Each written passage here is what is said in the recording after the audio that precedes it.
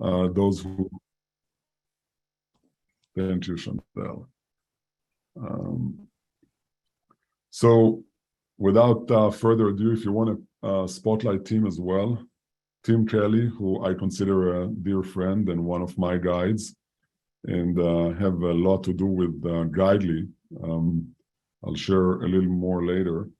Tim Kelley is an international agent of change and thought leader on new paradigm systems and methods. He works with top leaders in many fields and countries to redesign and evolve society. Tim has trained over 1,000 consultants, therapists, and coaches in his method.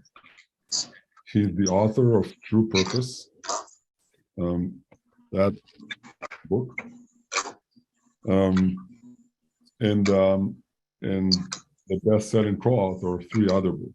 His methodologies have been featured internationally in magazine, newspapers, and television. Tim has worked with top leaders and executive teams from such companies as Alibaba, ING, Oracle, Nabisco, and PricewaterhouseCoopers. He has coached and trained business, military, and religious leaders, as well as government ministers and presidential candidates. He is an expert in self-organizing systems and has found the higher purpose of dozens of companies in 2 countries. And I have to admit, he helped me find my purpose and at least define it. As he will probably share in a little bit, there are 4 purpose statements.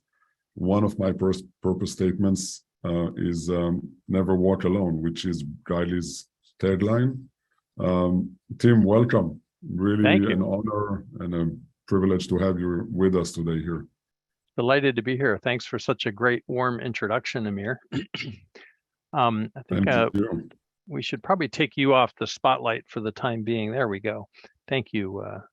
I'm delighted to be here with you. I've been looking forward to this for months. This is actually the first thing I'm doing after getting back from vacation. I took an extra long vacation this year, and I went sailing with the CEO of Ben & Jerry's last week and a good friend who's a consultant who finds the higher purpose of huge organizations. And I've been really looking forward to this, and I'm delighted to be here with you. We're going to talk today about purpose. What is it? How does it work? Why would you want to know your purpose? Assuming you do want to find your purpose, how would you go about that? And what does a purpose look like after you found it? And what do you do with it? There's all sorts of different things we're going to cover. And what I want to start with a bit is what do we mean when we say purpose? And I'm going to want your help with this in a minute. In fact, you can start right now typing in the chat. We'll do some verbal interaction later in the call, but until then, you have the chat available to you to chat with me and with one another. You can pose questions. They might get buried as they go by quickly. There's a lot of people on the call. But for now, what I'd love you to do is think about when I say purpose, well, you came to this call, right? And a lot of people are saying, oh, we asked you earlier in the call before we started recording, why are you here? Why did you want to do this? And people were saying, well, I want to find my purpose. Okay, good. What does that mean? What's the purpose you're looking for? What does that word mean? And I do this because I think it would be remiss of me to have a whole long conversation with you about purpose without actually bothering to define what that means. And my degree is in mathematics, and theoretical mathematics, that's a no-no to go around using terms without defining what they mean. So I'm trying to be a good mathematician here. So someone here says life goal, what I'm here to do for humanity and for me and my family. What's my soul path for the rest of my life? These are good, actually. Often I get really, I'll be honest, not so great definitions. These are pretty good. Life direction for my highest self, my contract with my soul. That's an interesting one. That often comes from a belief frame about past lives, which you don't have to subscribe to in order to want to know your purpose or to find your purpose. But if you do, that language might make sense to you. What I am born to do, love it. These are really, really, really good. I'm going to offer my definition, which is very consistent with these, by the way, which is I'm going to say that the word purpose literally means the answer to the question why. So if I ask why this or why that, whatever answer comes back to that question is a purpose. Now, often we ask little why questions like, why did you come to this call? Or why are we having this meeting? Or why did you say that yesterday? Those are purpose questions too. They're just little purposes, not big purpose. In this case, we're talking about your purpose in life. That's a big purpose. And so the question that leads to that kind of purpose is, why are you here? Or who are you meant to be? Or what are you meant to do in this lifetime? A favorite one I learned from a CEO client of mine who was a very skeptical guy and didn't like, we're gonna deal with this in ways that work for skeptical technical people, but also more spiritual or religious folks. We're going to cover all of that. He didn't like any of the spiritual stuff, and so his like that, what am I meant to do or born to do or soul contract, none of that worked for him. He was a high-tech CEO. And so his definition was the path of maximum impact. I love that. That's so great. Like, what's the series of choices or things you could do over the course of your life to have the greatest positive impact on you and others and the world, right? And it's important you include yourself in that, right? If you're having a positive impact on others and it's having a negative impact on you, I'm not a fan. You can do it that way if you want. I don't recommend it. It's hard to sustain if you do it that way. So we're going for the win-win here. We want positive impact on the world, positive impact on you, on your family, on your loved ones, all the positive impact we can possibly generate, the greatest maximum positive impact. That series of choices and actions you could also call your purpose, and that would be accurate too. In the end, it's up to you to decide what you mean by that and why you care about it, why you want to do it. So when I say purpose, that's what I'm talking about. And all the, like I said, these different things in the chat are great. And some people are contesting my definition, which is even better. Good. So why would you want to know that, assuming that piece of information can be known? And I've heard people to say, well, it's really not possible to know your purpose in life. And I'm like, really? I sure hope you're wrong. So assuming that information can be known, why would you want to know that? Why would that information be useful to you? And some examples of that are in the chat from earlier in the call, people saying, well, I want to know what to do in the next phase of my life.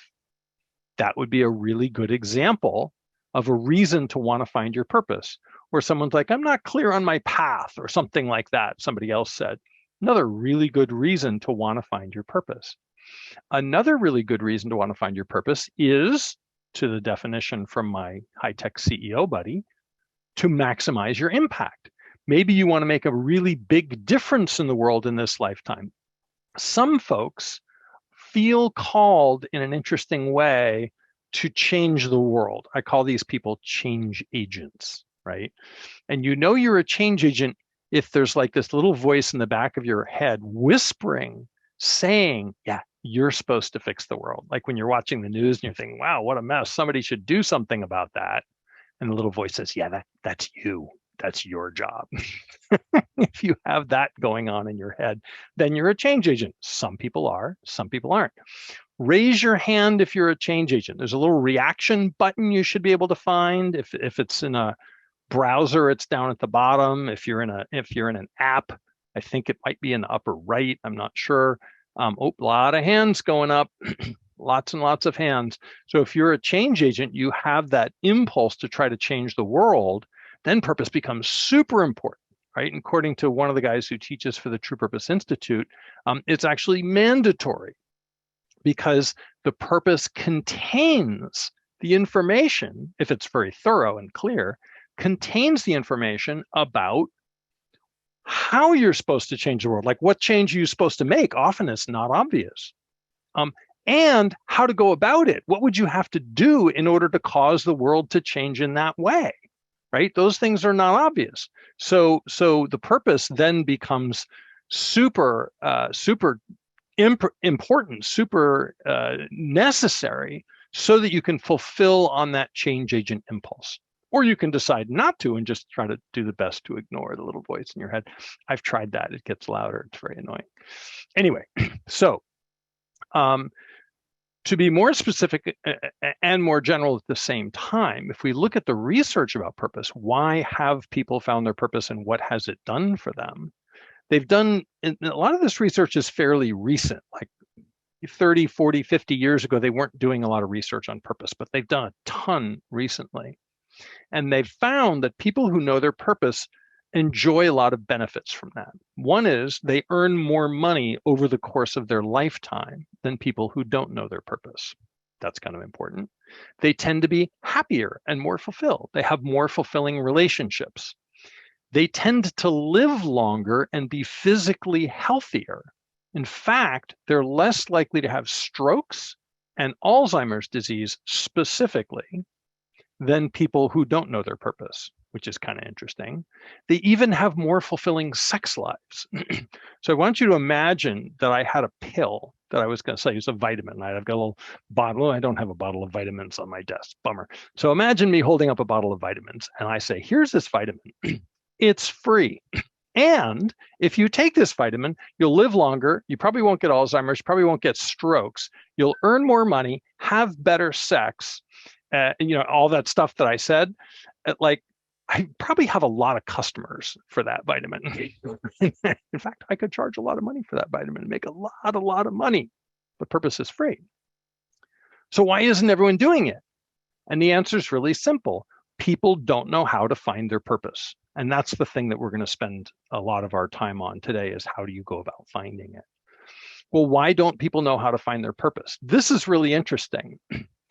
That's the wrong question. Why don't people know how to find their purpose? The question I like to ask is, why do people think that they should know how to find their purpose? If I invited you to fly a passenger jet airline full of people, or to go sit on stage with a symphony orchestra in front of the grand piano with the whole audience listening, or invited you into an operating room theater and said, this person needs brain surgery, would you mind scrubbing and doing that? You would, if you were smart, say no to all of those things, unless you have very specialized training. You would say, no, Tim, I don't know how to fly a jet airplane. I don't know how to do brain surgery, right? These things you're asking, I don't know how to play the piano well enough that I should be on stage in front of an audience, right? You would know about yourself that you don't have that skill, unless you do, right? Apologies to any pilots or grand piano, like concerto type out there. But for the rest of us, me included, we'd say, no, wrong person. I don't know how to do that. But somehow we have this imagination that we ought to know how to find our purpose. I honestly don't know where that comes from, but I run into it all the time. People are frustrated and kicking themselves that they haven't been able to find their purpose successfully yet. I'm like, that's not how that works, right? Like playing the piano or flying an airplane or performing brain surgery, there are steps and skills involved in finding your purpose. There are things you have to do, and you have to do them in a certain order. And if you don't do them, or you don't do them right, you won't find your purpose. Same thing with fixing a car, right? There's all these skills that we know we don't know how to do. So if you don't know how to find your purpose, very important, say, oh, I don't know how to find my purpose. I don't know how to rebuild a transmission either. That's okay. I haven't learned, right? So we're going to start that training today. We're going to teach you some of what finding your purpose looks like. There's more than one way to do it. And I'm also going to be specific about which kinds of people benefit from using which kinds of methods, because the same methods aren't necessarily the best methods for everyone. All right, I think I've got some slides here ready to go. I need to share my screen. I can do this. Been on vacation for 6 weeks, but I know I can do this. All right, share, and then we'll go slideshow. Boom. You guys see that? Okay, good. Now, are you getting the whole thing? It looks like the top kind of cut off close to the edge of the words, or are you seeing the full screen? Let's look at the next. It is cut. That's interesting. I wonder why it's doing that. It doesn't usually do that. It might be something about the screen resolution. Let's see if it's going to work. No, it's not going to work. All right, so we have to switch to exit the slideshow. There we go. And now you can see it, but it's kind of grungy. There, that looks better. You see that whole thing, right? Unfortunately, it's got the little menu and stuff on it. Can't get rid of that for some reason. It won't show the slideshow. So now you should be able to see the ego, the unconscious, the purpose, all that stuff there. Good. Okay. So this is kind of a layout of the psyche courtesy of one of my teachers, Carol Kamen. So the ego in this context means your conscious mind, all the things you know and all the things you think you are, your feelings, your emotions, your memories, your thoughts, physical sensations, anything of which you are aware. And the unconscious is all the stuff of which you are unaware. That could be thoughts, forgotten memories, feelings you didn't want to admit that you had, that you suppressed, all sorts of stuff that you just weren't paying attention to or actively repressed is all in the unconscious. Well, for the vast majority of people, except a tiny fraction of a percent, the purpose is part of the unconscious stuff. There are people who are born knowing their purpose and don't forget it. And you ask them at age 6, what's your purpose? And you ask them at age 80 and you get the same answer. But that's exceedingly rare. For the rest of us, we either never knew it or knew it when we were really young and forgot it. So if your purpose is in the unconscious, then the problem here is a problem of communication, right? I spent a lot of time in high tech. It's a data access problem. I was a database guy. So we're trying to get this specific information from under the line to over the line. That's the whole game. And by the way, this frame here assumes that you already have a purpose and that you're trying to learn what it is. That's not necessarily the case. You could also believe that you get to choose a purpose, in which case the information that's under the line there is which purpose you should choose, which one would work best. But for most people, it's a sense of, I have a purpose, I'm trying to figure out what it is. It works either way, but we're going to go with that one because it's the more common frame. So we're trying to move this piece of information from the unconscious to the conscious, to the ego, because it's the ego is the one asking the question, what is my purpose? And so we want to give it the answer. So how do we move that stuff from down there to up? And as we said in the promotion for this event, there are basically 3 ways, roughly. One way is a spontaneous revelation. This happened to me in a dream once. I had a dream and this voice said, your purpose is to help others find their path. And then the dream ended. That was the whole dream. I wrote about that in my book, True Purpose. And so that I woke up and I'm like, now I didn't know my purpose when I went to sleep. Now I didn't even ask about my purpose when I went to sleep, but now I know what it is. So you might, hit your head in the shower or have a dark night of the soul, get cancer. Any number of things could happen that would prompt you to suddenly become aware of your purpose. We call that a spontaneous purpose method, right? It just happens. I knew a guy who got in a car accident, had an out-of-body experience, went into the light, met the dead relatives, and the dead relatives told him his purpose and sent him back, right? That would be a high-risk spontaneous method. Good. So that's one way that this happens. A second way that this happened, and this is the more common one, this spontaneous is rare. Only a few % of people spontaneously find their purpose. The most common method, and if you hire a coach or read a book or go to a workshop, 99% of the time, it will be this technique. And the technique involves asking you a bunch of questions about your life. And they will be questions like, what did you want to be when you grew up? Or what would you do if you won the lottery? Or what would you do if you had a year to live? And asking a whole bunch of questions like that. And the idea is that you can take the answers to those questions. Actually, more properly, somebody else could take the answers. It's hard to do this to yourself, sort of like performing brain surgery on yourself. But someone looking at the answers you came up with could play connect the dots and help you see patterns in the answers. Say, oh, look, all these answers involve children. I wonder if your purpose has something to do with children. And these are called, in my world, indirect methods. They're indirect because we're trying to infer something about the purpose from the available evidence. So I live in Berkeley, California, and Berkeley, California apparently is about 3 miles above the Hayward Fault. We have earthquakes around here in California. So when the Hayward Fault moves, we get a little wiggling up here on the top. Now, how do they know it's 3 miles down? They did not dig a hole. They had these sensors that they placed around. And when there was an earthquake, the sound hit here so many milliseconds before the sound hit there. And they triangulated and they figured, aha, it must be down here. That's like the indirect methods. We're using the echoes, the influence of the purpose that we can detect above the line to infer what's going on down below the line. These methods are relatively quick. You can do it in an hour or two. They almost always work in producing some sort of purpose. And just as you imagine with the seismographs, they're not super precise. They're relatively accurate. The methods that are most accurate, but also more difficult to use, are what are called direct methods. That is digging the hole. That's where you drill down 3 miles to figure out exactly where the fault is. Super accurate, more work, more work. So why would you do the more work? Well, you would do the more work if you wanted a more accurate purpose. Why would you want a more accurate purpose? Well, a couple reasons. Maybe you've already tried the indirect methods and you got some sort of purpose statement. They're usually very short, like my purpose is to help people, or my purpose is to be a role model, or my purpose is to be a good leader, or my purpose is to leave the world a better place than I found it. That's what indirect purpose statements often sound like. If that's not really providing enough push, enough motivation, enough fulfillment for you, and you want to up the ante, then you would go for the direct methods.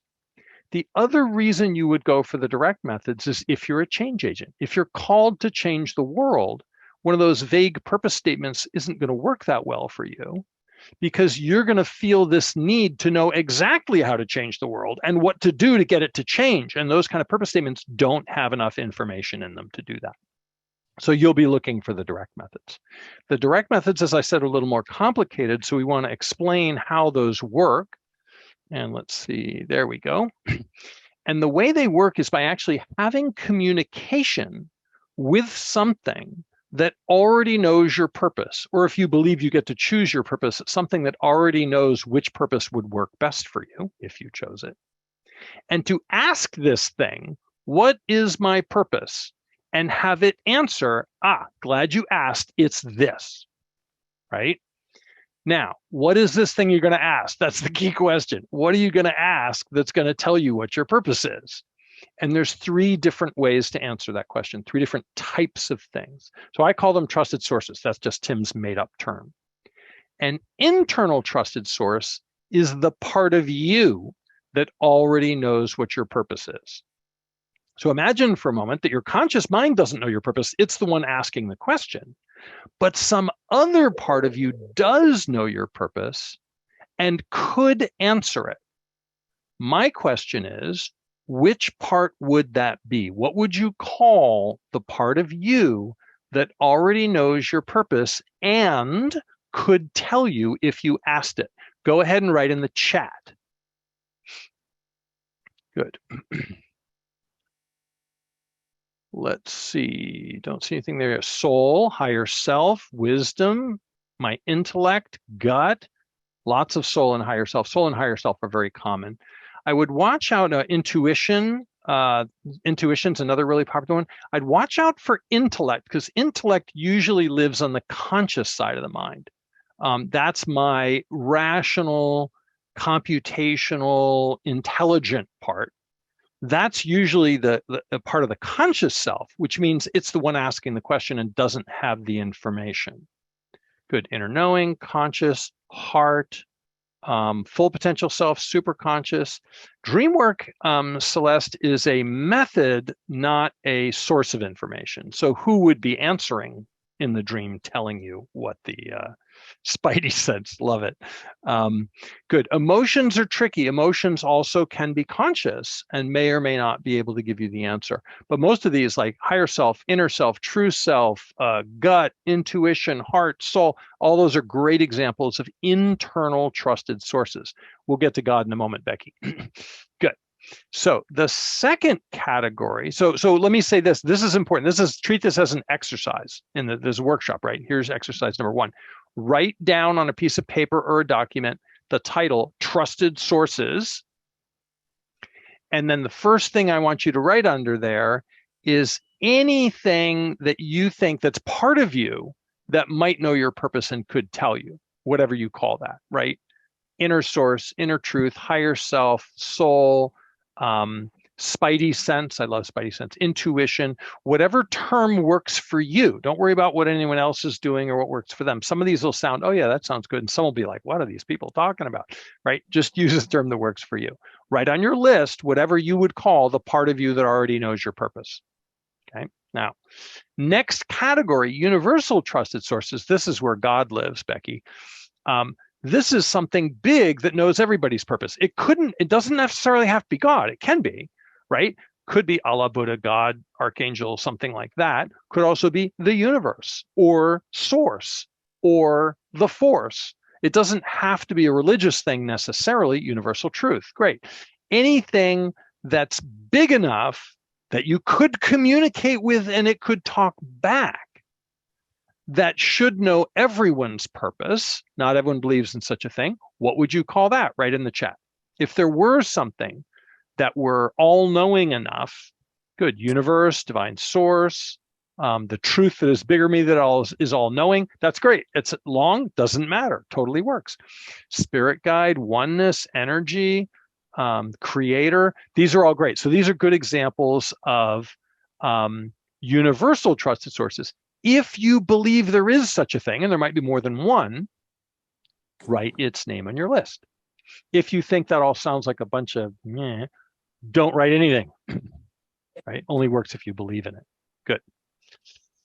The third category is something called a personal trusted source. And a personal trusted source is external to you, knows your purpose, but doesn't necessarily care about mine. So this could be, examples of this would be a spirit animal or a dead relative, or a spirit guide or your guardian angel, not some angel for everybody, an angel that's specific to you, right? So if you have one of those, if you have a sense that maybe there's something following you around looking out for you and it might know your purpose, put its name in the chat and write it on your list. Good. Soul family, beautiful example, right? Your soul family, not my soul family.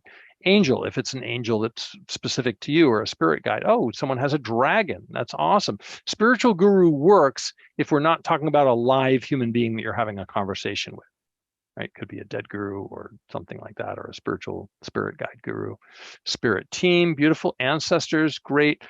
Could be grandma, right? Had one woman who was training to do this with her clients. Her husband had died 3 weeks before. He helped her find her purpose. It was a bit of an emotional experience for her. So anything like that.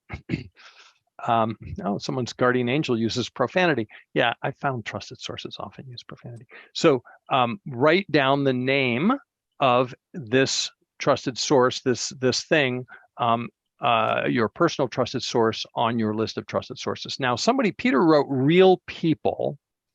Real people is a different method. You can go interview real people and ask them what they think your purpose is. That's actually an indirect method because they don't necessarily have that information for sure. That's more in the available evidence category, the seismograph category, than it is the direct methods, unless that person's a psychic or something and they can access their trusted source and tell you what it is. Maybe it counts then, I don't know. So the idea with the direct methods is it's an interview where you dial up one of these trusted sources and you say, hey, guardian angel, God, spirit guide, higher self, grandma, whatever it is for you, you say, hey, I want to know my purpose. What is it? And it answers and it tells you. Good. Now, how does that work? How do we do that communication? Well, there's a bunch of different ways. If you're a good meditator, you could go into meditation and picture the thing and have a conversation with it. You could, someone mentioned earlier about dream work, you could ask for a dream before going to bed and you might get lucky. It's very chancy because all sorts of stuff comes up at dreams, but who knows, maybe the trusted source will show up in the dream and give you information about your purpose. Could happen, has happened to me, right? Just on any given attempt, the odds of that working are low. Another great method you can use is you can write your name and write the trusted source's name and write out a conversation. So I would write Tim : hey, spirit guide, what's my purpose? Spirit guide : and just write out the whole thing. That works actually a good portion of the time under the right conditions. We'll talk about the right conditions in a minute. But the key here is we're not trying to guess or infer what this thing would say. We want to call it up and have a two-way conversation with it and have it answer questions, and specifically questions about your purpose. Now, you can ask it all sorts of other things. And this goes to one of the things we talked about in the promo for this call, was this particular method has a very important positive side effect, which is you can ask your trusted source anything about anything. And they have very interesting answers about all sorts of stuff. Very useful advice, specifically and most beneficially about your path in life and what's coming next and how to deal with it and how to move forward. And also information about really ambiguous, difficult situations like complicated relationship or work situations. They can usually find some sort of win-win that you haven't seen yet. They're really good at it. And the long-term effect of talking to your trusted source on a regular basis is permanently increased intuition. You will be able to infer and deduce and see things coming that other people can't, and be prepared for stuff in ways that other people aren't. Just a very practical example of that is I moved all my courses online before COVID hit. Now, did I think, oh, there's a huge virus coming, I should move all my courses online? No. I was just following my intuition and saying, you know what, Tim, let these in-person things go and do everything online. So I did, and it was going fine. And then COVID hit, and we didn't even have to change our schedule, our course schedule. It was just everything stayed the same because we were already all set up. And so that kind of thing will happen if you're talking to trusted sources on a frequent basis and following their advice. That kind of thing will happen to you, which is suddenly something will occur, and everyone will say, well, how did you know that was coming? Because you're all set up for it. And you'll say, well, I didn't know it was coming necessarily. I was just following my intuition. I was just following the higher guidance I received from my trusted sources and happened to be prepared for this when it occurred. People report this sort of thing all the time. And this gets to the key thing that has people want to use these methods, that has people want to find and live their purpose, is if you know your purpose and you're acting on your purpose consistently, not only will you sort of navigate through life in a way that seems as if you know what's coming, even though you don't, you will tend to produce results that you literally shouldn't have been able to produce. You will be able to achieve things that logically are beyond your scope and beyond your capabilities. When I learned my purpose years ago, it became clear to me that I was going to have to work with world leaders and CEOs like Amir and other people running huge corporations. And at that time, I didn't have relationships with any of those people. And I thought, how is this going to work? How can I create a plan to do this? And I realized that I couldn't come up with a logical plan that would result in that happening. The best thing I could do is follow my purpose and see what happened. And I did. And what happened was all the stuff that I was predicting happened more or less by chance. So my first billionaire client that I got because she called me, not because I called her. My trusted sources said, you're going to work with this billionaire. And I was like, okay. And I tried reaching out to her people and doing all this stuff. None of it worked. I said, what do I do? And they said, no, don't worry about it. You're going to work with this billionaire. Sure enough, I get a call from one of my buddies. She wants to meet with you. Like, how does she even know who I am? How does that work? One meeting with her, hired me, right? I could not have manifested that. I know that because I tried and failed, but the trusted sources manifested it for me. So now, does that always work? No, but I want that kind of like nonlinear, magical, divine support in my life as I'm trying to change the world, because I know that my purpose is beyond my capabilities. Operating purely alone by myself, couldn't do it. The first mission I received from my trusted sources, we'll talk about what a mission is in a minute. The first mission I received from my trusted sources is to transform business from a profit-driven activity to a purpose-driven activity. And this was 19 years ago. And I was like, man, you guys are nuts. How is that going to happen? But I was like, okay. And I started going out and speaking to audiences of CEOs about purpose and why they should want to know their purpose and have purpose-driven companies. Now, everybody's doing it. Did I do that? Well, partly, but a lot of other people did too. And that was an important lesson for me. When I'm out there following the guidance of my trusted sources and following my purpose and trying to change the world, I'm not doing it alone, even if I don't know who those other people are and what other forces are at work. And now purpose is like the thing in business. It's all the rage. Again, did I do that? Partly, but not just me. A lot of people did that. So that mission's going really well. They've given me other more challenging things since. Good. So another thing that we said we were going to tell you about was about the different aspects of purpose. What are the different types of purpose statements you can create? Before we do that, though, I want to get into one very important thing, which is why isn't everyone having conversations with trusted sources and learning their purpose all the time? And the answer is fear. Think about it for a moment. Imagine that your phone were ringing and on the other end of the line was your trusted source and you knew it was calling you to tell you your purpose right now. Now, a lot of you people at the beginning of this call wrote in the chat and said, I want to know my purpose. I want to know what's next for me. Imagine the phone's ringing, it's calling right now. You can probably feel part of you that's like, yay, answer the phone. But you can probably also feel another part of you that's like, ooh, maybe I should let that go to voicemail. Good. Let's focus on the second part. Why would you want that to go to voicemail? Write the answer in the chat. If my trusted source were calling with my purpose, I might not answer because what? Write it down. Fear of failure. Good, Jemima. Not worthy. Love it. Inadequacy. Freak out. Fear of success. Spoofing. That's an important one. It might not really be my trusted source. Maybe it's somebody else on the line, right? I would have to immediately act. Good. All of these fears that come up, all these fears are fears of all the terrible things that might happen if you learned your purpose, right? Good. So this gets into our next slide here. Let's see if I can get this right. Whoops, no, that's not what I wanted. Page up. Cool. And this is the key reason why people can't talk to trusted sources. The key reason why people don't know their purpose is fear. So purpose lives, this is our buddy Maslow. At the top of Maslow's hierarchy, he added this last one, self-transcendence, late in his life. Self-actualization and self-transcendence, the top two levels of this pyramid, are where purpose lives. Self-actualization is be all you can be. That's right. Live your gifts to their fullest. Have the greatest impact you're capable of.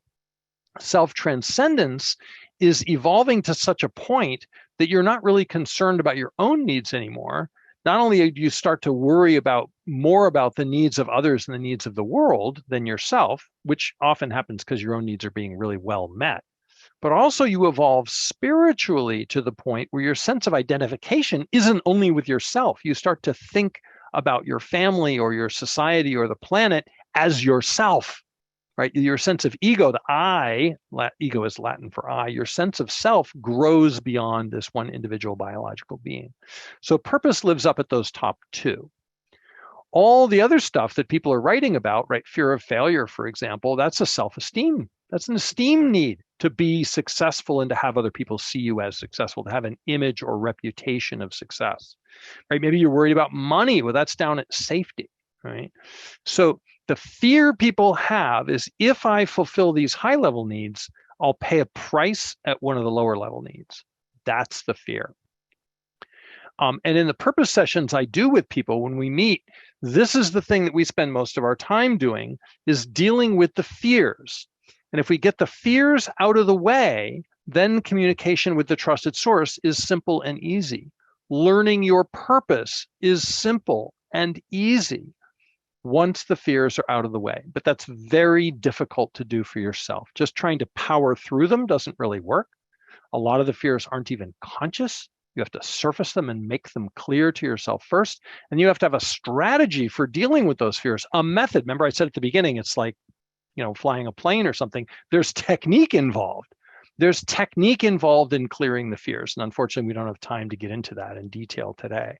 But once you've cleared the fears, then you can get the purpose in detail. And this is what the purpose in detail looks like. This is what Amir was talking about at the beginning of the call. If I can get this thing to do this. Come on, baby. There we go. All right. So there are 4 different types of purpose statements that we use with the direct methods. Where a trusted source is telling you your purpose, it can actually tell you 4 different types of purpose information. And so you could have 1 or 2 or 3 or 4 different purpose statements. Essence is being. Essence is purpose as who you are, not what you do. So with essence, we're saying, I am. When I'm being my purpose, I am being this. And it could be anything. It could be a tree, a dragon, it could be love, right? But it's something that you express as a state of being rather than as an activity, right? Mine, by the way, is I am the herald of the realization of heaven on earth, meaning that my very existence announces heaven on earth's arrival. Congratulations. It's a good thing, right? Blessing that's the activity. This is the thing you do with and to other people when you're doing your purpose. By the way, this stuff is in the bonus PDF that you guys can get, right? So you don't have to like capture everything I'm saying. Blessing is the repetitive transformational activity that you do. Mine is transforming things into their divine forms. That includes people, by the way, transforming people into their divine forms too. Could be showing people the way, could be showing people their divinity, could be connecting them to their true selves, could be revealing their brilliance. I know an Israeli CEO whose blessing is to help people and organizations achieve results they didn't believe were possible. And he does that every day at work. Mission, like the one I said before, transform business from a profit-driven to a purpose-driven activity. That's a big do once, right? This is the how you're supposed to change the world, right? Change the world this way, right? Not save the whales, not feed the starving children, or maybe that's it for you. But for you, the particular change you're supposed to make in the world is your mission, right? End war, create social equity, unite the religions, whatever it is, that's your mission. And the message, this is the most important thing that you could communicate to the world. If the world were listening, what would be the most purposeful thing you could say? Mine's a little long, but I'll give you the upshot of it, which is the time to create heaven on earth is now. The time to create heaven on earth is now. That's the essence of my current message. So I don't know what yours is, right? The earth is our mother. Respect your mother, right? Who knows? It could be any number of things, right?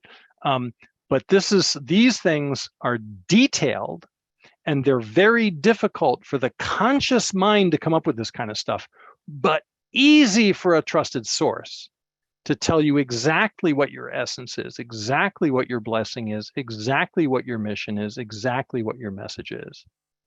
And if you're really curious about your purpose, or if you're a change agent or a messenger, right, you're called to change the world, then this level of detail is super important for you. And in our experience, the only way to get this stuff, this much information, this detailed and this accurately, either divine revelation, spontaneous, right? Or talking to a trusted source. The indirect methods can't reveal all of this stuff in this level of detail, or very, very, very rarely do they do so. Cool. All right. So I'm thinking we're about ready to move to Q&A, unless you can think of something else, Amir or Chandel, that I promised them that we haven't delivered on yet. Does this sound good? That sounds incredible. I feel like you are able to articulate and condense what typically takes days and months to work on, especially the short paragraph you said about fear that needs to be, how do you remove fear to access your trusted sources? Right. That I know how hard that workout is. Yeah. But boy, it's so freeing once it happens. Like, just to have that fear lift and go, oh, now I really want to know and I don't feel any reservations or hesitation. Most people have very rarely experienced that kind of internal alignment that comes when the fear is reduced to that level. So that is really fantastic. So before we move to Q&A, I want to share a couple of things. And first of all, those of you who have questions, feel free to you can start putting them in the chat. We'll get to them. Put them in the chat and raise your hand if you wanna present them to Tim directly. I want to share a little bit about Guidely here. Guidely is the intelligent personal development platform connecting people seeking healing, inspiration, and answers with experts who can transform their lives. We're proud to have about 100 guides from all over the world. And we're really fortunate to have Tim as one of our guides, and with one live one-on-one with guides or in a community. So feel free to join our community or to seek personal guidance. We're testing something new. Help us test it. If you'll text purpose to the phone number 833-769-0400. Again, 833-769-0400. There it is. It's in the chat. The word purpose, you'll get connected directly with our resident guide, Chandel Pino, who is here on with us, to help you with your next steps on your journey. And if you and I think that's it for now. We do have events like this almost every month. Our next event is September 20th with Dr. Gabor Mate, who is an expert on trauma, a world expert on trauma and addiction. And this is our second time hosting him, and we're really excited about it. So I think without further ado, and you'll be receiving, if you want to drop your email in the chat here, you'll be receiving the PDF and ebook from Tim, as well as and that's the aspects of purpose, to be clear. That's the definitions of essence, blessing, mission, and message, which I went over very briefly because of time, has a lot more examples, a lot more explanation, could be really useful for you. Like if you have a purpose statement, it'd be kind of useful to know, is it an essence? Is it a blessing? Is it because now it tells you which other ones you need to get. Sorry, Amir, go ahead. Yeah, no, and it's really profound to make those distinctions. And you'll also get a coupon for a 10% discount on your first paid session with Tim. And without further ado, let's go through questions. I see, Kat, you have your hand up. If you want to, don't mind opening the camera and share with us your question. Good. Cool. So there's some great questions going by. Apparently there was some sort of audio glitch on the second type of trusted source, at least for some folks. And there's a wonderful process going on, Amir, which is there are people asking questions and other people answering those questions in the chat. Like folks are doing great and really accurately too. The second type, so the three types of trusted sources were internal, the part of me that knows my purpose. 2, universal, the big thing out there that knows everybody's purpose, God, source, spirit, guardian angel, not guardian angel, God, source, spirit, archangel, Allah, Buddha, something like that. And the third is a personal trusted source, something external that only cares about you, dead relative, guardian angel, spirit guide, spirit animal, something like that. Those are the three types. Now, it's not important to classify a trusted source as being this type or that type.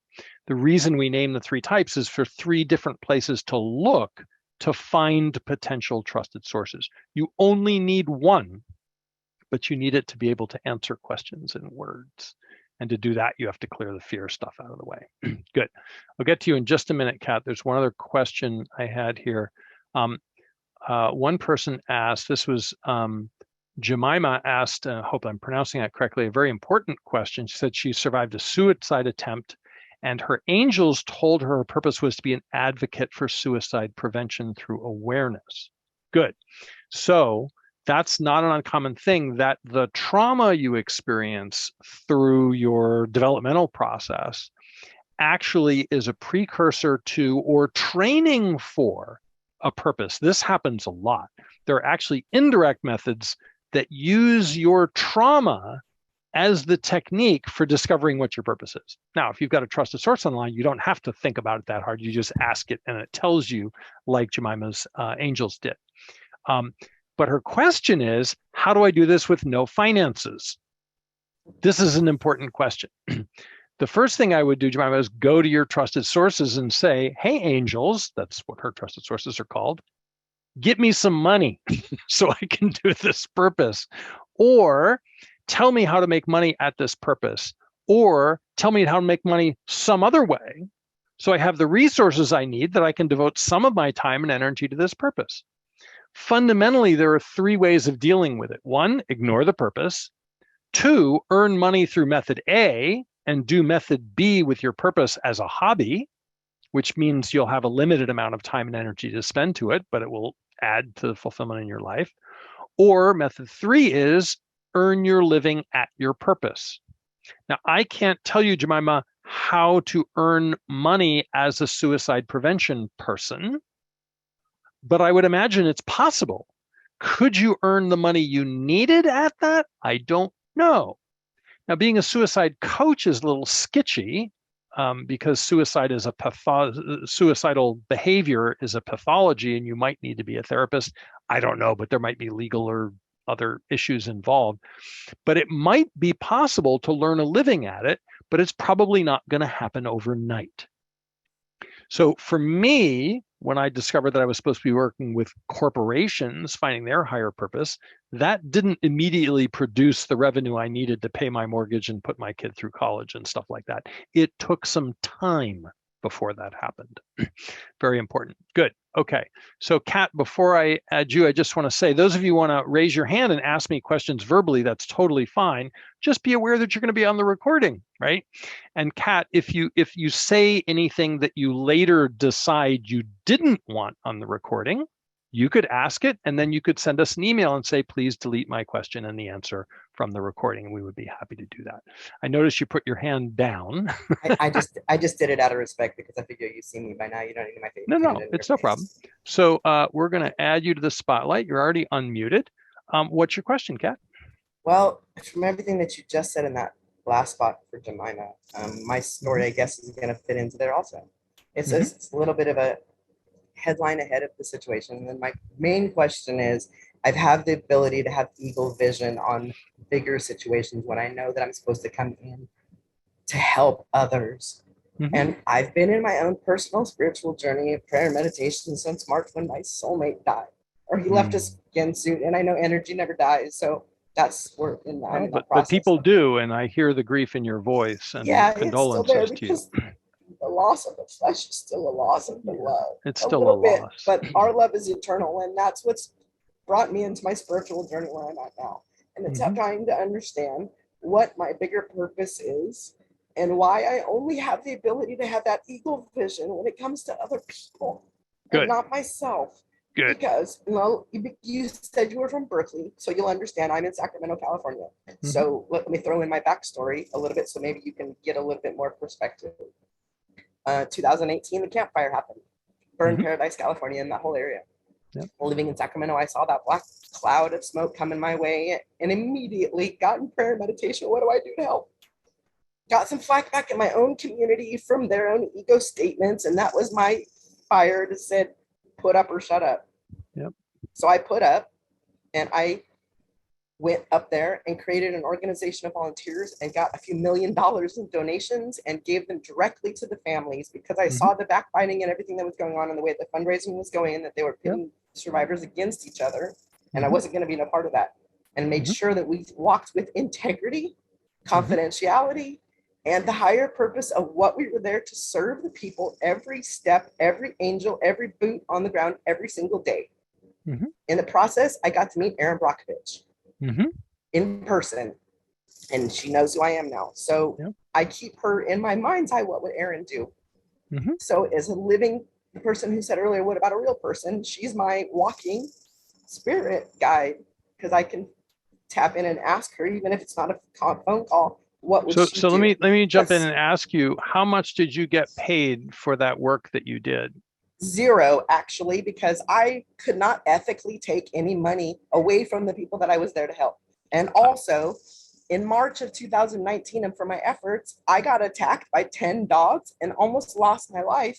Yeah. I spent 27 days in the hospital. They ate my tricep.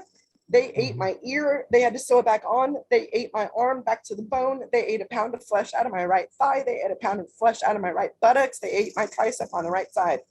I'm lucky to be alive. Yep. Now, let me jump in. So tragedy happens, and we as humans make meaning of this stuff. And you have to be really careful about where you go with that. Like the way you led that sentence was with, for my trouble, no, I was eaten by.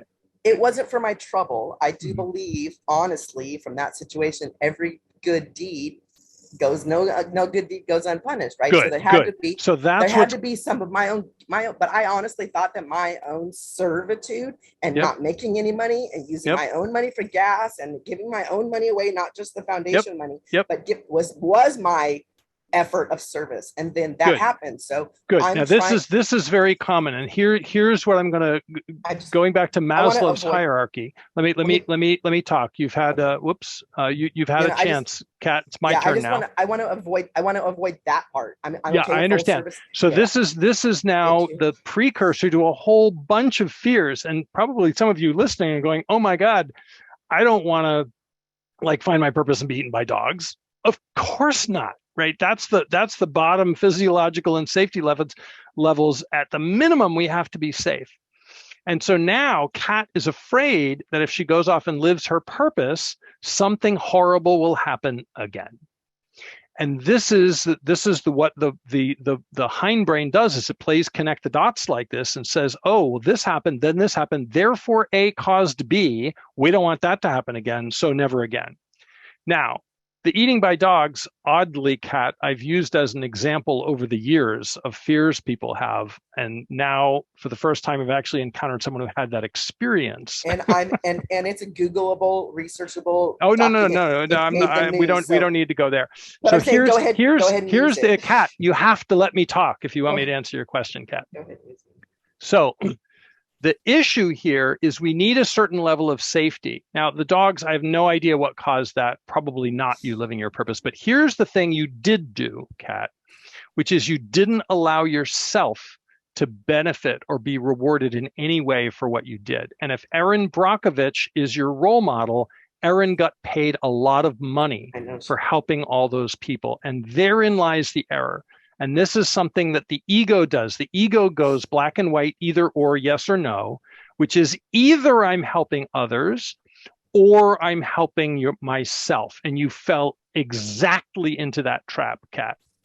So I plan to change the world, and I plan to make a lot of money doing it because I believe ethically, if I'm actually able to change the world and make it a much better place, I deserve to be paid for that. And if I'm not paid for that, that means I have to do something else to earn money and only try to change the world as a hobby. And I'm likely to fail if I do it that way. You could help a lot more people, Kat, if when you showed up in a disaster area and started raising funds and spreading money around, some of that money went to you, so that you could pay your medical bills for the dogs and pay for your gas and pay for your food and pay for your temporary housing and all the other stuff.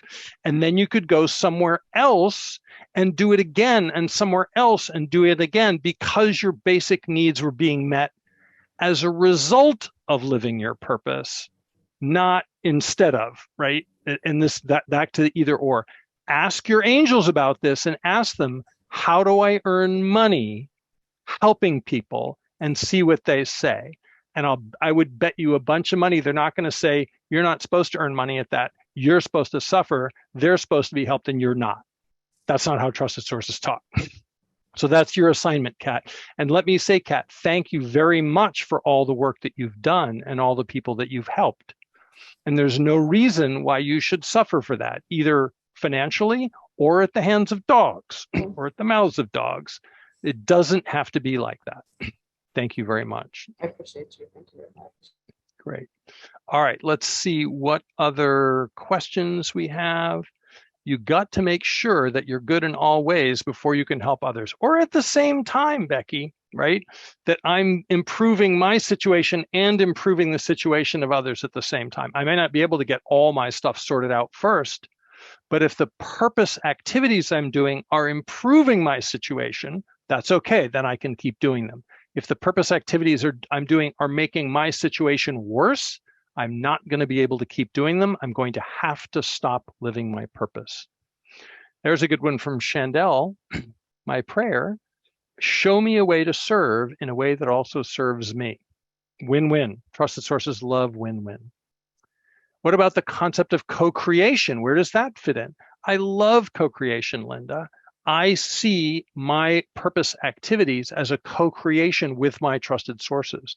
We're strategizing and acting together to create better things for the world and better things for me. Good. What other questions do we have here? Anyone? No one else has raised their hand. Tim, can I ask a couple of questions here? Yeah, sure. Go ahead. Yeah, you definitely got me going here with the questions, but a few questions that comes up. One is, how do you know in the day-to-day, like very practical, whether a parent, as a partner in work, that I'm on purpose? Like, setting up the navigation system, right? My destination is here. How do I know that I'm on track? Well, some practical tools. Yeah, in the day-to-day, Amir, the blessing is the most useful of the four, in my experience. Meaning that the transformation I can offer to others, I can offer to anyone, and I can do it briefly or I can do it at length. So, for example, the first blessing I got, which I got in that dream I mentioned earlier in the call, showing people their path or showing people the way, that's the one I did with you, Amir, when I helped you find your purpose. That was me blessing you. But I can also do the exact same thing if I'm wandering around in downtown Berkeley and someone looks lost and asks me for directions. That maybe takes 10 to 30 seconds. That's also showing them the path, right? This last week when I was off sailing with the CEO of Ben & Jerry and my consulting buddy, I was teaching them navigation. And I was so happy. I was showing them how to use a sextant and shoot stars, because navigation is showing people the way, showing people their path. Very purposeful for me. So if you know your purpose accurately, there are thousands and thousands of ways you could do it, some of which take months or years, and some of which might take minutes. And how you know, everyone can tell, Amir, whether they're on or off purpose. It's very simple. Like, I just stand in front of an audience, right? And rate yourself on a scale of 1 to 10, how on purpose you are. The way you tell is just noticing how on purpose you feel, how fulfilled you feel, whether you feel like your gifts are being fully utilized and you're having the impact you're meant to have or not. Everyone knows how purposeful they're being, right? Write in the chat right now, percentage-wise, how purposeful you're being. Just write the number down. How purposeful you're being right now. Everybody, write it in the chat. So that's immediate. The question is, how do I make it more purposeful? And the answer is, you remember what your purpose is and you do something about it. That's the key. And it's so, just as you're saying, Amir, it's so easy to forget. So easy to forget, because the busyness of life comes up and says, oh, the phone's pinging, right? My kid is screaming. My boss is shouting. My husband needs dinner. Whatever it is, right? All this stuff, just people's needs. By the way, the phones are the worst. They're designed to get and hold your attention. All the apps on their phones are psychologically designed to cause stress hormones in your brain if you're not looking at it, and to have relief if you are.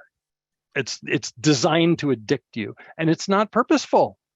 So it requires discipline. My phone, most of the time, the ringer is off. Sometimes it's even in airplane mode for hours at a time because I don't want the distraction. I'm focused on my purpose. Now, you may not be able to do that, but we schedule everything. Where in your calendar is the time when you're living your purpose? Where is it? And if it's not in there, don't be surprised if you die and you didn't do anything about it. It needs time. It needs energy. It needs effort and attention, just like a relationship or a job does. That's profound. My second question, and Yep. I'm happy to wait. We got some other ones coming up. Why don't you hold on to that question and we'll see what Ro has to say here. Yeah. I can do this. Hang on. We'll remove this spotlight. And Ro, are you willing to go on camera? Yeah, thank you. Oh, wait, no, there's what just happened. I think I accidentally got rid of Ro. See if you can get, oh, there's Ro. Ro, are you willing to go on camera?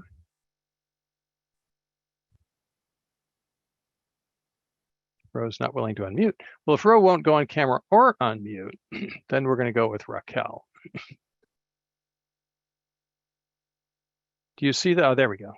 Raquel, do you see the unmute thing? There we go. What's your question, Raquel? Hi.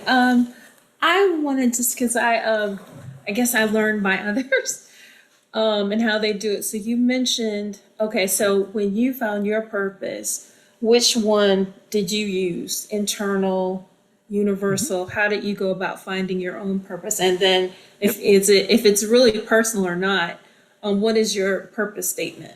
Sure. Can you share that? I actually wove them in there, but you didn't notice because it was subtle. I did. I heard it. I wrote it. Okay. I wrote it down.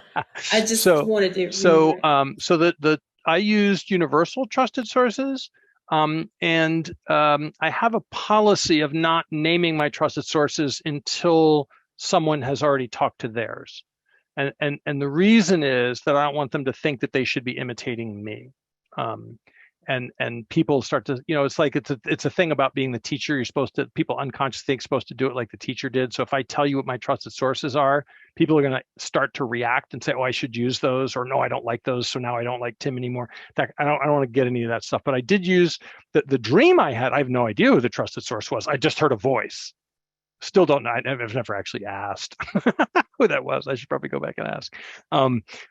So then the information, that was the spontaneous one. The information just showed up, which is how it works. So with spontaneous ones, you may or may not know who the trusted source is. With the direct methods where you're having a conversation, typically you do know because you're dialing up a trusted source. And for that, I use universal ones. I've used internal ones in the past, but my internal trusted source retired. So it was my soul. It said, okay, I'm done now. Go talk to the universal ones. I was like, all right. So that's the answer to that question. The other question is, what are the purpose statements? So I have an essence, a blessing, a mission, and a message. The essence was, I am the herald of the realization of heaven on earth. The blessing is to transform things into their divine forms. Oh, I didn't say the mission. I said an older mission. The current mission is to transform human society into heaven on earth. And the message is the time to create heaven on earth is now. A little longer than that, but we'll go with that version. Did I answer all your questions, Raquel? You did. Thank you, Tim. Appreciate it. Thank you, Raquel. Good. So we're going to lower hand and remove spotlight. And now, Ro, you're up again if you can unmute yourself. So I'm not sure he wants to unmute himself. He says that he's asked the question in chat. Oh, okay. We just addressed the question from chat. If we can find it, do you see it? There's a lot of questions. I can read it to you. Let's see here. Oh, here we go. What if your ancestors died under unpleasant circumstances and are actually punishing you, disapprove of you? Good. So anything that's trying to punish you isn't a trusted source. So what I would do under those conditions, Ro, is I would, you could, seek therapy or something if you feel like there's some unhealthy dynamic going on inside your psyche, regardless of what the source of it is. You could also ask a trusted source, not a punishing ancestor, either a friendly ancestor or one of the other trusted sources will be named in this call, and say, hey, what's going on with these ancestors? Why are they trying to punish me? And importantly, what should I do about that? Because it sounds like something not so good is happening. I'm not qualified to answer that question, but that's where I would go for the answer to that question. That sounds very specific to your circumstances, Ro. Good. Good. Any other questions? Let's see. Well, it says 35 new messages. There might be one in there. How do you suggest we get back on track when we get discouraged? Oh, this is Ro about the ancestors also. Let's see.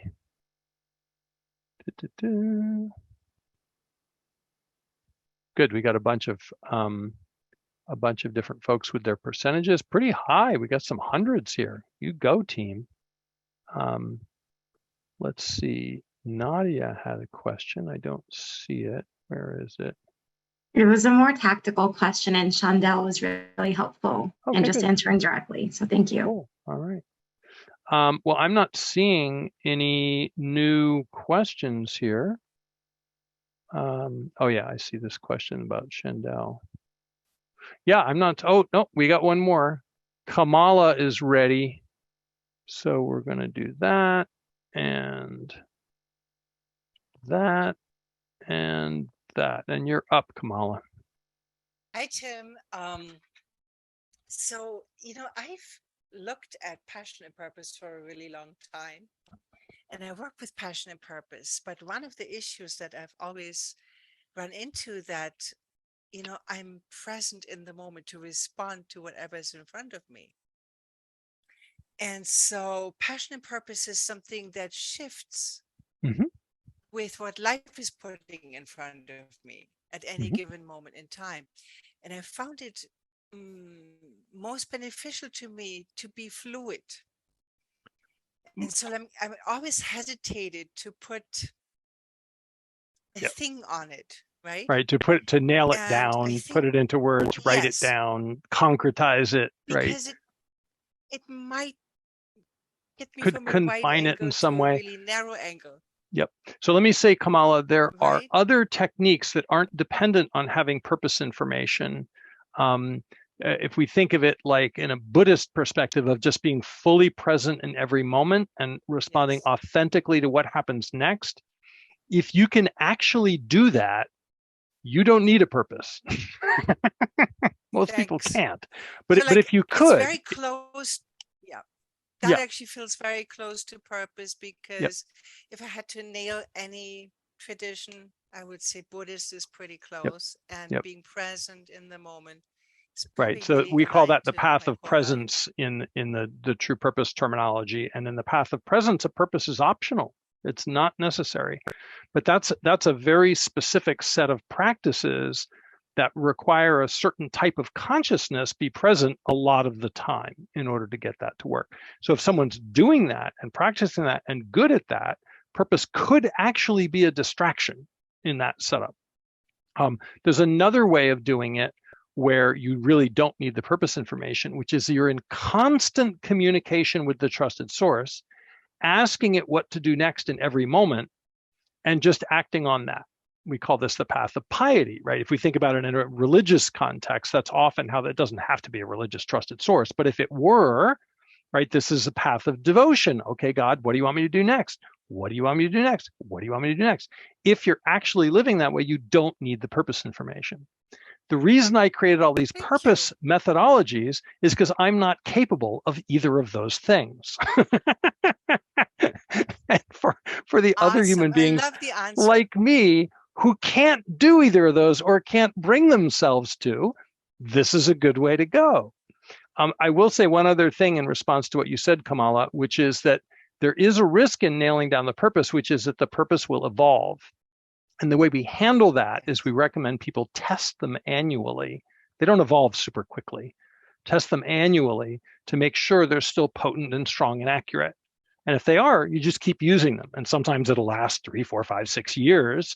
Other times, after a year, the purpose statement will expire and you have to go back and get a new one. And that's how you mitigate the risk of getting locked in on a purpose that's no longer accurate. So some of you on the call may say, oh, I know my purpose, but it's a purpose you got 10 years ago, and it doesn't have the same juice it had when you found it. Now it's kind of out of date. That was great, Kamala, and I love your questions. They really show the time you've logged on this topic. Thank you. Thanks, Ken. Good, and we got one more, and that is Angelina. Angelina, it would be awesome if you were willing to go on video. It's not necessary. I'm so sorry. I opened my mic though. It's been a long night. So I want to thank you all for this. And Kamala, thank you, because you actually answered questions I didn't know I had. So my question was that I actually am able to do a lot of the things through piety and have gotten distracted by purpose. And so that was actually my question about how do you quickly get back on track when you're discouraged or distracted by either internal or external sources, whether it's people discouraging you or, you know, the money doesn't come or whatever the case may be. Yeah, and that's the lower levels of Maslow's hierarchy kind of pecking at you and drawing your attention down. So it depends on what the issue is, Angelina, because if the issue is serious enough, then it actually does sometimes make sense to set the purpose stuff aside so that you can deal with the other issue. I'll give you a very real-time example of that. Was shortly before this call began, my wife ran into my office and said that her mother had fallen. And so she ran off to deal with her mother, who's like 82 or something like that. And I texted her and I said, well, I've got this thing. And I thought about it and I thought, I sent her a text. I said, if it's serious enough, anything can be canceled. So if I had to rush off and drive my mother to the hospital because that's what needed to happen, I would not have done this call today. And I would hope that you would make the same decision, Angelina. If your health or the health of someone really close to you were on the line, then your purpose can get put on pause for a time to deal with that. Because if you're dead or you're on the street or something like that, it's going to be much harder to manifest your purpose. So sometimes when that lower level stuff is calling for your attention, the correct move is to answer it and deal with it. Other times it's a distraction, and that's your call when it's a distraction and when it's a priority. You have to decide that. No one else can tell you. If it's a distraction, then you have to find a way to manage the distraction so you can put your attention back where it is. And this is what happens to most people once they know their purpose. And I know some of you on the call know your purpose, at least in some detail. What happens is you know your purpose, and then you get up and you go out into the day, and at the end of the day, you've done nothing about it because all the distractions and all the stuff kept coming up and getting in your way. And there's basically two things you can do about that. One is there are parts of your psyche, which may or may not be conscious, that are trying to distract you away from your purpose. And the reason they're doing this is out of fear. Fear of what might happen if you actually lived your purpose, of what might occur. And you have to clear those fears and come up with a plan for how you're going to manifest your purpose that's good for the world and good for you, right? We don't want you poor, being eaten by dogs, homeless, getting divorced or anything like that as a result of living your purpose. That would be bad. So how are you going to manifest your purpose safely, effectively, and in a way that's going to get your needs met? So that's the one thing is the dealing with the fear and dealing with the plan. And the other thing is an attention practice of putting time in your calendar and bringing your attention back to your purpose so that during the day when you're on a phone call, you're thinking, how can I manifest my purpose through this phone call? When you're sending an email, you can say, how can I just put a little driplet of purpose into this email, right? And then over time, what happens is you get to live the life I'm living, where I get up in the morning, the first day after my vacation, and what am I going to do? I'm going to be talking to all of you about your purpose, which is really purposeful, right? If you think about showing people their path, there were 1,500 people who registered for this call. Maybe some of you will want to work with me. Maybe some of you will want to talk with me about your purpose. That would be awesome that I could get to do my purpose with you, show you your path, and get paid for it. What's not to like about that, right? But that's a life you have to create for yourself by putting attention on your purpose over and over again over time. Does that answer your question, Angelina? 110%. Thank you so much for those gifts. And I think that you actually tap into that piety part more than you realize. It's creeping up on me, Angelina. I think so. I've been resisting it since I was at age 6, but it's creeping up on me. I don't know how much longer I can hold it off. So. I think it's there. Thank you so much. I appreciate you. And I hope your mother-in-law is doing well. I'll say a prayer. I hope so too. As soon as I hang up the phone, that's where I'm going next. Thank you. And it looks like we have one more question, then I think we should wrap after that. So go ahead. Is it Dida? I'm gonna guess Dida. Yes, it's Dida. It's not Dida, it's Dida. Good. Yeah, I guessed correctly. I'm happy about that. right. Thanks. Great. Well, this is not a question. It's just two very, very short comments. I joined this call, apart from the fact that I've heard a lot about you and I really wanted to listen to you, is because I teach Viktor Frankl's. Viktor Frankl, super purposeful dude. Exactly. So purpose and meaning align so much. So that interested me very much. So I just wanted to tell you, and you probably know it, that just as you got your purpose in your dream, that you have to help people find their purpose. He always used to say, not from a dream, but he always used to say, my meaning in life is to help people find their own meaning in life. There you go. So yeah, and he did a great job at it. What an impressive man! What an impressive story. If any of you ever want to read, I mean, if you've already read True Purpose, my book, if you want to read a really good purpose book, Viktor Frankl's Man's Search for Meaning, about his experiences during the Holocaust, in the concentration camps, seeing what happened, like the people who, according to him, this is like purpose under the most extreme circumstances. Absolutely. And please correct me if I get any of this wrong, Dita, because you know it better than I, that the people who survived the camps, survived the Holocaust, were the ones who had a purpose, the ones who had a reason to live, not the strongest, not the smartest, not the best leaders. A lot of them died very quickly. It was the ones who had a meaning in their life and a reason to keep going that survived. To live forward, either a person who was waiting for them or a mission to fulfill in something life. To fulfill. Absolutely, absolutely right.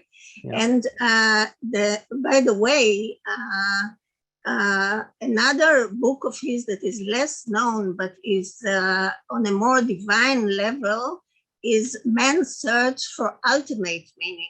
So so if you want to know about that, it's not just Man's Search for Meaning, but Man's Search for Ultimate Meaning. Sometimes it's called The Unconscious God. It's almost the same that's great. book.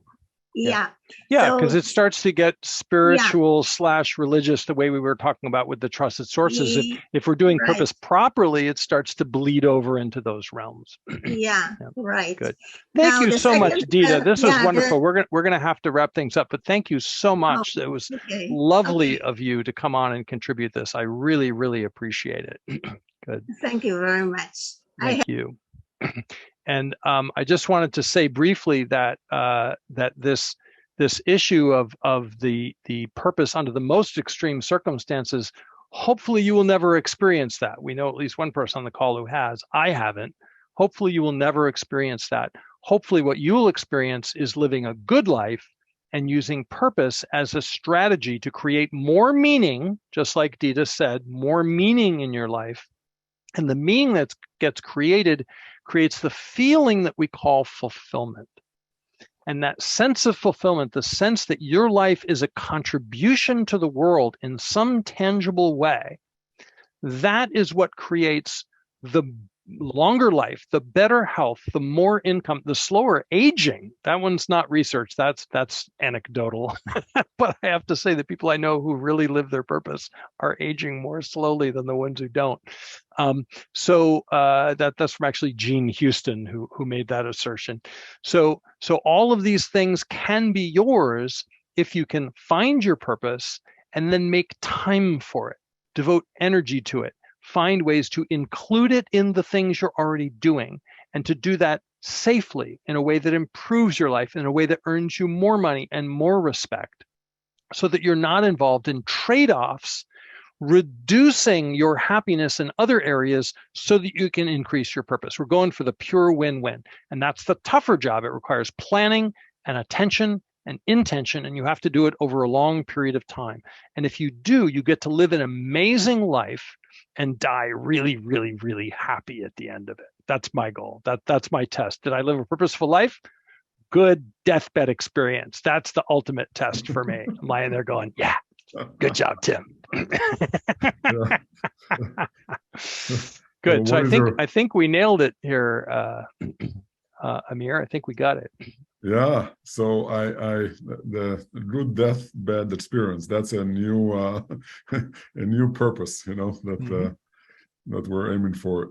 Tim, this was so generous and so enlightening and so clarifying, even for, seems like we had a very well curated audience today with 80% and up knowing exactly and living in their purpose. So really, really phenomenal. Still, really grateful for you. Thank you, everybody, for joining us today. The recording will be sent to everybody who attended, registered today. If you want to get the PDF and the 10% discount, drop in the chat your email address. If you want to start or continue your journey towards purpose, text purpose to 833-769-0400. And we're here for you. We're Guidely. Amir Glogau, humbled to have you, Tim. Thank you so much today for your time and brilliance. Really delighted to be here. Thank you so much for having me, Amir. What a great audience, right? I mean, you drew these people. You did a great job. This is a very purposeful crowd. So. I have a group of people that make me look good. I had nothing to do. Oh, take some credit. No, don't tell me that nothing to do with Amir. Take some accountability. You're a CEO. I'm a good cheerleader. Yeah. We have some mutual friends here on the call. And I'm really excited to see her. So thank you for our friends in Israel and all over the world that joined us today. Thanks everyone for coming. Thank you.